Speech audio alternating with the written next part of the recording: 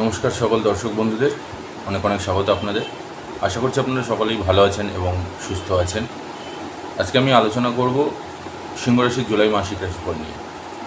সিংহ রাশিদের জন্য এই মাসটা কেমন আসতে চলেছে, কতটা ভালো খারাপ মিশিয়ে থাকতে পারে এই মাসটা, এবং সেই সাথে সাথে কি কি করণীয় রয়েছে এই মাসে, কী কী করাটা উচিত, এবং সর্বশেষ আপনাদের জন্য থাকবে একটি টোটকা বা একটি প্রতিকার, যেটি আপনি সারা মাস ধরে অবলম্বন করলে বা পালন করলে নিয়ম মেনে অনেকটা ভালো ফল পেতে পারেন আপনারা।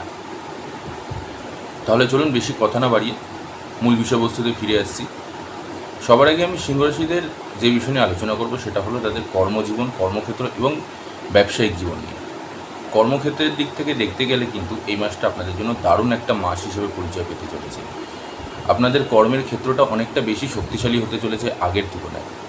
সেই সাথে সাথে যাদের অনেক দিন ধরে প্রমোশন আটকে আছে তাদেরও কিন্তু একটা প্রমোশনের যোগ রয়েছে, পদোন্নতির একটা খুব দারুণ যোগ রয়েছে। তাই নিশ্চিন্তে থাকুন, আপনাদের একটি বড় জায়গা পেতে চলেছেন আপনারা আপনাদের কাজের জায়গা থেকে। এবং সেই সাথে সাথে আপনাদের অফিস কালিগ বলুন, আপনার সিনিয়ররা বলুন, সবাই কিন্তু আপনাদের কাজেরও একটা খুব দারুণ প্রশংসা করবে, এবং সেই সাথে সাথে তাদের সম্পূর্ণ সমর্থন আপনারা কর্মক্ষেত্রে পেতে পারেন। এবং এই মাসটা কিন্তু আপনাদের জন্য একটা দারুণ মাস হতে চলেছে, তার কারণ কর্মের জায়গাটা আপনাদের সবথেকে বেশি শক্তিশালী হতে চলেছে, আপনাদের আয় উন্নতির অনেক বৃদ্ধি হতে চলেছে। তাই নিশ্চিন্ত মনে আপনারা এগিয়ে যান, যেরকম কাজ করছিলেন সেরকম কাজ করতে থাকুন। সেই সাথে সাথে আরও একটা জিনিস বলবো, যে যারা অনেক দিন ধরে বেকার বসেছিলেন, কর্ম খুঁজছিলেন, অনেক জায়গা থেকে কাজ খুঁজছেন কিন্তু মনের মতন কাজ খুঁজে পাচ্ছিলেন না, এই মাসটা কিন্তু আপনাদের জন্য একটা দারুণ মাস হতে চলেছে। তার কারণ আপনারা কিন্তু আপনাদের কাজের একটা দারুণ কাজ খুঁজে পেতে পারেন, আপনাদের মনের মতন একটি কাজ আপনারা পেয়ে যাবেন।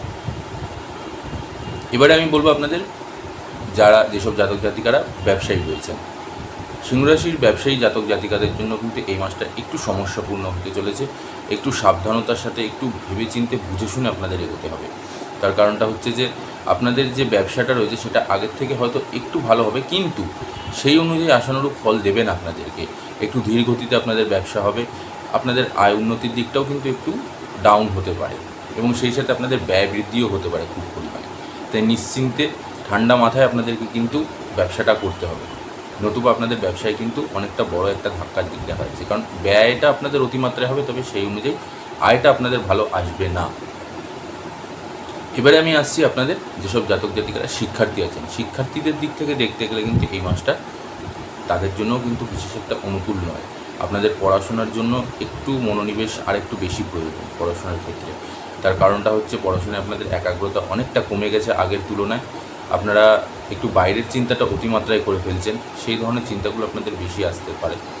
তো সেই দিকটা আপনাদের একটু মাথায় রাখতে হবে, যে শিক্ষার দিকে আপনাদেরকে একটু মনোনিবেশটা বেশি দিতে হবে, নতুবা কিন্তু আপনাদের আশানুরূপ ফল আমি যেটা বলতে চাইছি সেই ফলটা কিন্তু আপনারা পাবেন না। এবং তার সাথে সাথে যেসব জাতক জাতিকারা উচ্চশিক্ষায় নিজেদেরকে নিয়োজিত করেছেন এবং যারা প্রতিযোগিতামূলক পরীক্ষার জন্য নিজেদেরকে তৈরি করছেন, তাদের জন্য বলবো সেই সব সমস্ত শিক্ষার্থীদের জন্যই একই ফলাফল, যে আপনাদের কিন্তু পড়াশোনার প্রতি একটু মনোনিবেশটা বেশি দিতে হবে, নতুবা কিন্তু আপনারা ভালো ফল পেতে পাবেন না।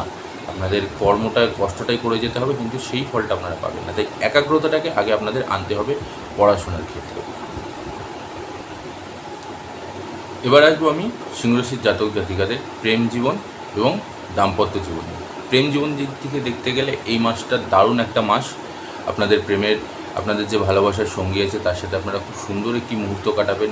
ভালোবাসা অনেক বেশি আগের তুলনায় দৃঢ় হবে, গাঢ় হবে, একে অপরের প্রতি অনেক বেশি ভালোবাসা বাড়বে আপনাদের মধ্যে। কোথাও ঘুরতে যেতে চাইছেন সেখানেও আপনারা যেতে পারেন। তো প্রেম সম্পর্কের দিক থেকে দেখতে গেলে কিন্তু আপনাদের মাসটা খুব একটা যে খারাপ যাবে তা নয়, খুবই ভালো একটা মাস হতে চলেছে আপনাদের জন্য। দারুণভাবে আপনারা আপনাদের এই মাসটিকে অনুভব করতে পারবেন, উপভোগ করতে পারবেন এই মাসটাকে। তাই নিশ্চিন্তভাবে থাকুন।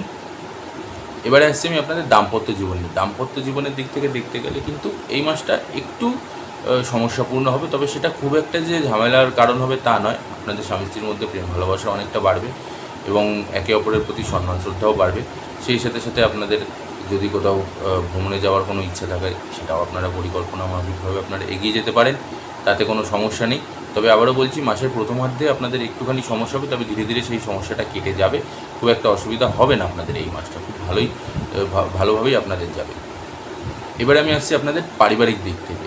পারিবারিক দিক থেকে দেখতে গেলে কিন্তু এই মাসটা আপনাদের জন্য একটু সমস্যাপূর্ণ হতে চলেছে। সেটা মধ্যভাগে, প্রথম ভাগ এবং শেষ ভাগে কিন্তু আপনাদের দারুণ একটা মাস হতে চলেছে।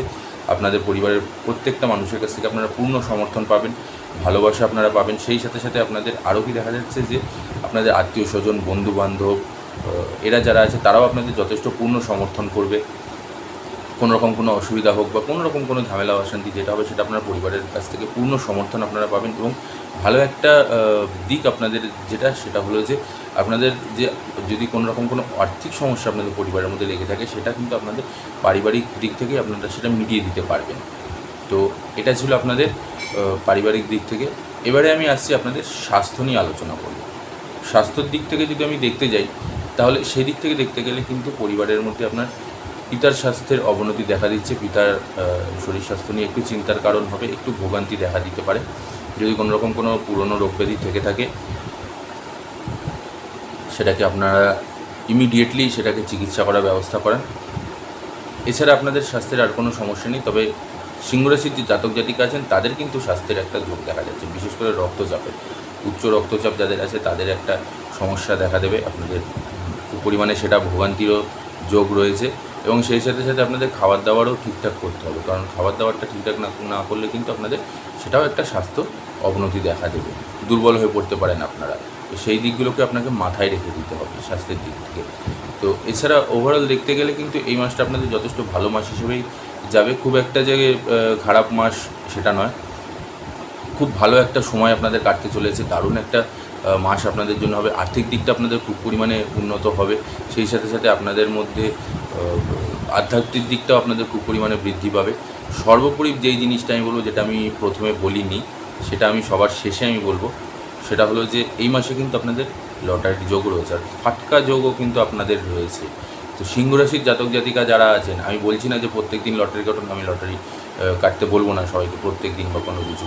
তবে আমি বলছি যে যদি সম্ভব হয়, যদি পারেন, তাহলে খুব স্বল্প অর্থ ব্যয় করে আপনারা লটারি কাটতে পারেন। বেঁধে গেলেও বেঁধে যেতে পারে সিংহ রাশির জাতক জাতিকাদের।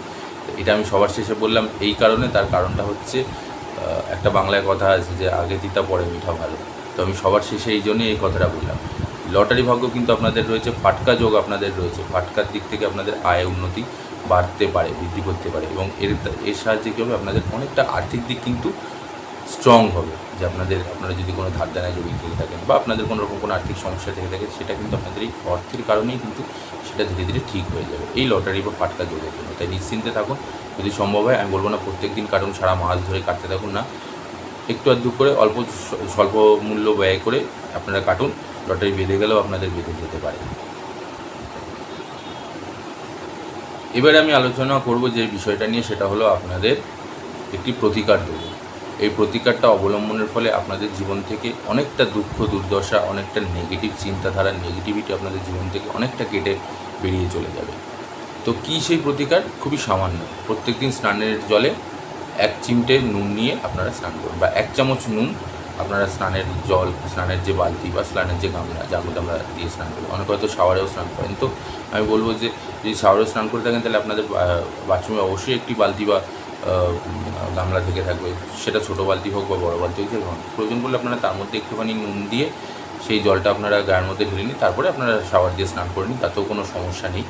এরকম না যে ওই ছোটো বালতি, বা যদি হয়তো অনেকের বাড়িতে ছোটো বালতিও থাকতে পারে, তো সেই ক্ষেত্রে বলতে পারেন যে অত ছোটো বালতিতে আমরা কী করে স্নান করবো। তো সেটার কোনো সমস্যা নেই। আপনারা একটা কাজ করতে পারেন, ধরুন আপনারা প্রথমে শাওয়ার দিয়ে স্নান করে নিলেন, করে নেওয়ার পরে তারপরে ওই বালতিটার মধ্যে আপনারা জল ভরে ওর মধ্যে নুন ঢেলে দিলেন 1 চামচ, দিয়ে সেই জলটা লাস্ট আপনারা গায়ের মধ্যে ঢেলে নিয়ে তারপরে আপনারা হাত পা মুছে নিলেন।